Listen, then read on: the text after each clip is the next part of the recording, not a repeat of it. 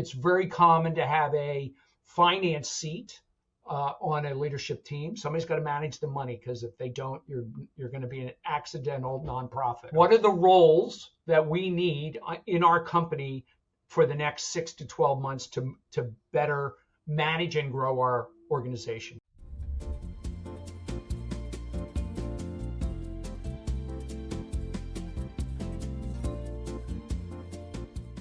Let's say a multi-unit franchisee potentially that has 3 or more locations.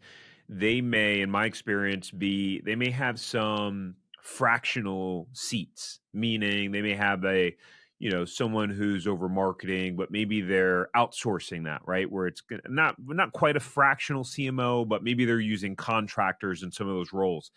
Can they still benefit from the EOS system and have someone who's in a fractional role sit on their leadership team? Like what does that look like for some of those entrepreneurs? Absolutely.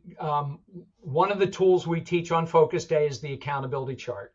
And that accountability chart is an exercise that starts with a blank whiteboard and says to your team, what are the roles that we need in our company for the next 6 to 12 months to better manage and grow our organization? Okay. So I, for example, just had a company that had a fractional sales manager contracted to handle the sales function. Very often you have the owner who is sat in the sales function because he or she usually grew the business. But when they've gotten to a certain point and their Rolodex is empty, they're not trained salespeople, right? So you bring a fractional person in for a short-term period of time very often in order to set up your sales systems and so forth. They can and do sit on your weekly L10s as part of their job to contribute and represent in the leadership team meetings what the sales function needs to contribute strategically to the growth of the company. That's how you use fractional people. If you've got an outsourced marketing firm that's doing marketing, for example, somebody on the leadership team is going to own managing them. So they can be completely outsourced.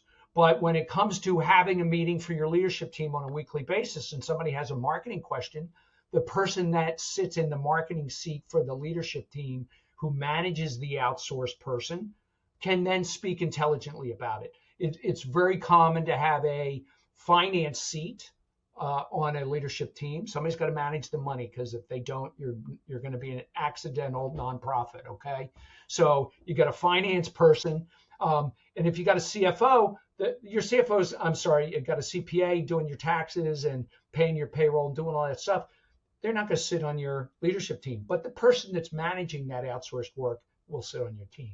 So you can either have fractional people actually physically sitting in your meetings, or somebody on your leadership team who's managing them is going to represent them every week at the leadership team meeting.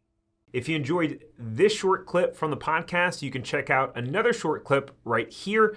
Or if you want to watch the full episode of this podcast, you can watch that here. And remember, knowledge is not power. It's applied knowledge that's power. Take care. Have a great rest of your day.